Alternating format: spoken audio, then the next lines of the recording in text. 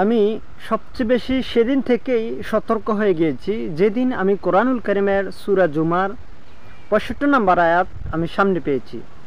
যে আয়াত আমাকে খুব কাঁদিয়েছে, যে আয়াতটিকে কেন্দ্র করেই আমি এই সত্যের দিকে সবচেয়ে বেশি অগ্রগামী হওয়ার চেষ্টা করেছি এবং যে আয়াতকে কেন্দ্র করে আমি শিরক থেকে বাঁচার জন্য সর্বোচ্চ চেষ্টা করেছি।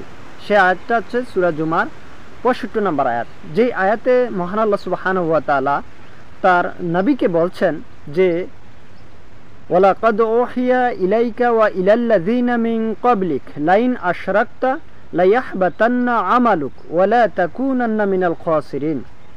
আল্লাহ তাআলা তার নবীকে বলছেন যে ওয়ালাকাদ উহিয়া ইলাইকা ওয়া ইলাল্লাযীনা মিন ক্বাবলিক, হে মুহাম্মদ সাল্লাল্লাহু আলাইহি সাল্লাম, আপনার পূর্বে যত নবী রাসূল এসেছে তাদের উপরে যেই উহি করা হয়েছে, যেই প্রত্যাদেশ করা হয়েছে, সেই একই উহি একই প্রত্যাদেশ আপনাকেও করা হচ্ছে। সেটা কি? যে লাইন আশরাকতা, আপনারা শিরক করবেন না। মুহাম্মদ সাল্লাল্লাহু আলাইহি সাল্লাম, আপনি শিরক করবেন না। কে বলছেন?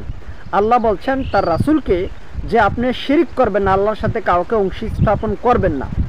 লাইন আশরাকতা লায়াহবাতান্না আমালুক, আর আপনি যদি শিরক করেন আপনার সাথী সঙ্গীরা অথবা আপনার পূর্ববর্তী যেই নবী রাসূল এসেছে তাদের ব্যাপারে একই কথা, যদি আপনি শিরক করেন লায়াহবাতান্না আমালুক, তাহলে আপনাদের আমলগুলিকে আল্লাহ তাআলা বিনষ্ট করে দেবেন।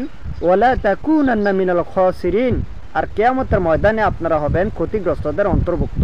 চিন্তা করুন, নবী রাসূল তারা তো শিরক করবেই না, বরং সেই তাওহীদের জন্যই তাদের আগমন পৃথিবীতে।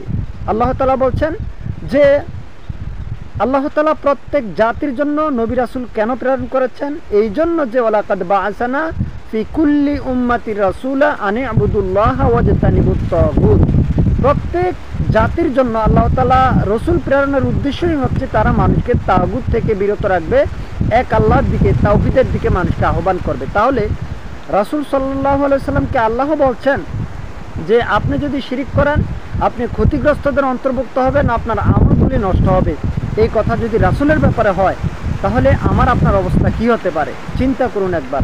এজন্য আমরা সতর্ক হওয়ার চেষ্টা করব এবং নিজেকে বাঁচানোর জন্য এই শিরক থেকে বাঁচার চেষ্টা করব। আল্লাহ সুবহানাহু ওয়া তাআলা আমাদেরকে বুঝার তৌফিক দান করুন। যতদিন আমরা এই ব্যাপারে সচেতন না হব ততদিন আমরা এই গোমরাহির মধ্যে নিমজ্জিত থাকব। এই কথা বাস্তবতা সাথে একেবারেই মিল রয়েছে। আল্লাহ তাআলা আমাদেরকে বুঝার তৌফিক দান করুন। আমিন।